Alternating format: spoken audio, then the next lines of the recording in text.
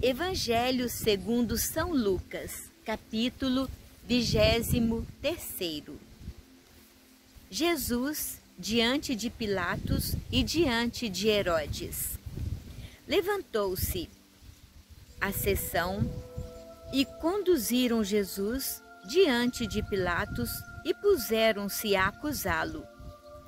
Temos encontrado este homem excitando o povo à revolta, proibindo pagar imposto ao imperador e dizendo-se Messias e rei. Pilatos perguntou-lhe: És tu o rei dos judeus? Jesus respondeu: Sim. Declarou Pilatos aos príncipes dos sacerdotes e ao povo: Eu não acho neste homem culpa alguma. Mas eles insistiam fortemente. Ele revoluciona o povo, ensinando por toda a Judéia, a começar da Galiléia até aqui. A essas palavras, Pilatos perguntou se ele era galileu. E quando soube que era da jurisdição de Herodes, enviou-o a Herodes, pois justamente naqueles dias se achava em Jerusalém. Herodes alegrou-se muito em ver Jesus, pois de longo tempo desejava vê-lo, por ter ouvido falar dele muitas coisas, e esperava presenciar algum milagre operado por ele. Dirigiu-lhe muitas perguntas, mas Jesus nada respondeu. Ali estavam os príncipes dos sacerdotes e os escribas, acusando-o com violência. Herodes, com a sua guarda, tratou-o com desprezo, escarneceu dele, mandou revesti-lo de uma túnica branca e reenviou a Pilatos. Naquele mesmo dia, Pilatos e Herodes fizeram as pazes, pois antes eram inimigos um do outro. Pilatos convocou então os príncipes dos sacerdotes, os magistrados e o povo e disse-lhes: Apresentaste-me este homem como agitador do povo, mas interrogando-o, eu, diante de vós, não o achei culpado de nenhum dos crimes de que o acusais. Nem tampouco Herodes, pois nulo devolveu. Portanto, ele nada fez que mereça a morte. Por isso, soltá-lo-ei depois de o castigar. Acontecia que em cada festa ele era obrigado a soltar-lhe um preso. Todo o povo gritou a uma voz: À morte este, e solta-nos Barrabás. Este homem fora lançado ao cárcere devido a uma revolta levantada na cidade por causa de um homicídio.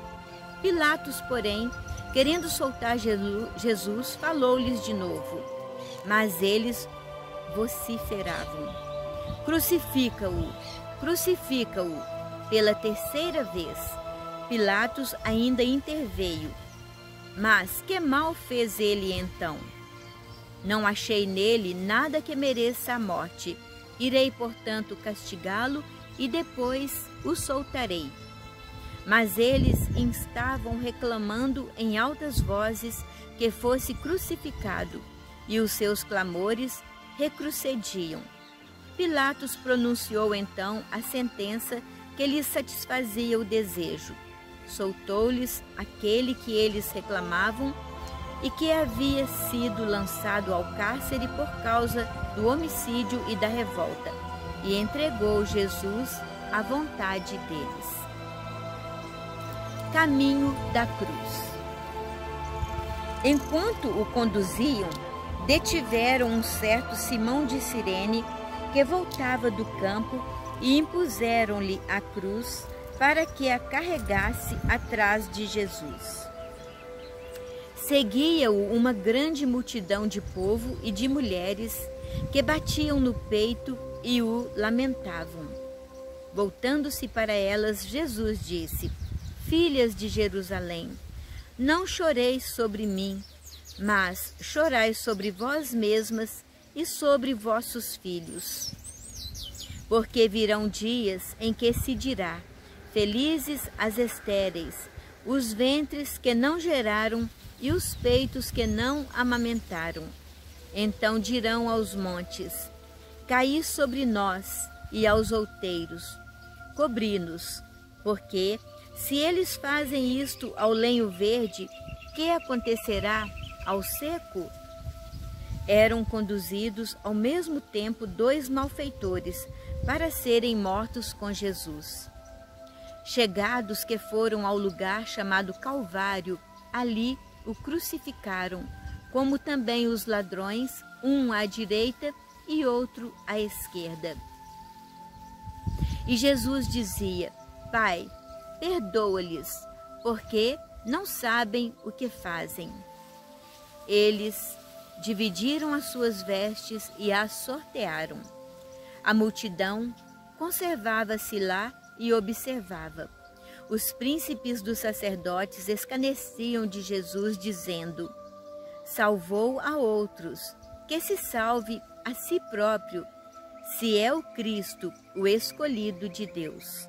Do mesmo modo, zombavam dele os soldados. Aproximavam-se dele, ofereciam-lhe vinagre e diziam: se és o rei dos judeus, salva-te a ti mesmo. Por cima de sua cabeça pendia uma inscrição: este é o rei dos judeus. Um dos malfeitores ali crucificados blasfemava contra ele: se és o Cristo, salva-te a ti mesmo e salva-nos a nós. Mas o outro o repreendeu: nem sequer temes a Deus, tu que sofres no mesmo suplício? Para nós, isso é justo. Recebemos o que mereceram os nossos crimes, mas este não fez mal algum. E acrescentou: Jesus, lembra-te de mim quando tiveres entrado no teu reino. Jesus respondeu-lhe: em verdade te digo, hoje estarás comigo no paraíso. Era quase a hora sexta, e em toda a terra houve trevas até a hora nona. Escureceu-se o sol e o véu do templo rasgou-se pelo meio. Jesus deu então um grande brado e disse: Pai, nas tuas mãos entrego o meu espírito. E dizendo isso, expirou. Vendo-o, o centurião, o que acontecia, deu glória a Deus e disse: na verdade, este homem era um justo. E toda a multidão dos que assistiam a este espetáculo e viam o que se passava, voltou batendo no peito. Os amigos de Jesus, como também as mulheres que o tinham seguido desde a Galileia, conservaram-se a certa distância e observavam estas coisas. Sepultura. Havia um homem por nome José, membro do conselho, homem reto e justo. Ele não havia concordado com a decisão dos outros, nem com os atos deles. Originário de Arimateia, cidade da Judéia, esperava ele o reino de Deus. Foi ter com Pilatos e lhe pediu o corpo de Jesus. Ele o desceu da cruz, envolveu-o num pano de linho e colocou-o num sepulcro, escavado na rocha, onde ainda ninguém havia sido depositado. Era o dia da preparação e já ia principiar o sábado. As mulheres que tinham vindo com Jesus da Galileia acompanharam José. Elas viram o túmulo e o modo como o corpo de Jesus ali fora depositado. Elas voltaram e prepararam aromas e bálsamos. No dia de sábado, observaram o preceito do repouso.